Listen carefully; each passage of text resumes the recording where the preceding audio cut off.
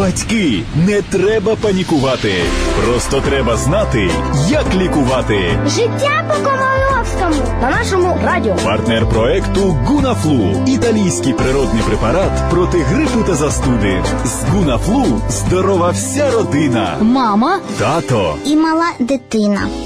вітаємо усіх дорослих, які дбають про здорове виховання підростаючого покоління. І запрошуємо відвідати новий прийом доктора Комаровського. І знову говоримо про щеплення. Точніше, про деякі наслідки вакцинації. Не секрет, що іноді після щеплення може спостерігатися певна реакція, наприклад, підвищення температури. І це вважається нормальним. Але в 3-місячного сина наших слухачів після щеплення АКДС третій день температура тримається близько 37,6 та 38 градусами. До того ж дитина в'яла, а вчора ще й кашель з'явився. Пане лікарю, скажіть, чи може це якось бути пов'язаним із недавнім уколом вакцини?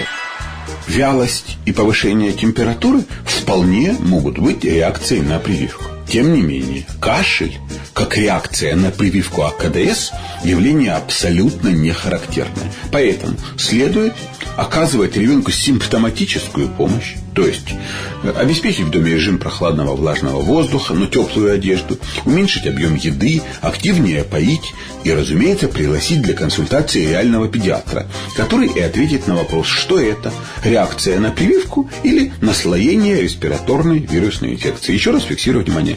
В подавляющем большинстве случаев кашель после прививки АКДС – это респираторная вирусная инфекция, с которой вы встретились в поликлинике, когда ходили туда делать прививку АКДС. Спасибі, Євгену Олеговичу. Як завжди, дуже допомогли. Шановні батьки, більше відповідей на питання шукайте на сторінках тижневика «Аргументи і факти здоров'я». Почуємося в наступних програмах.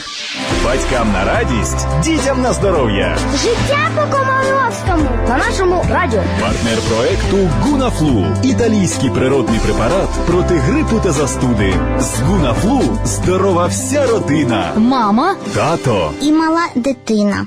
Осінь. Перші холоди і перші застуди. Що обрати? Вакцини, народні рецепти або перевірені засоби проти грипу та застуди.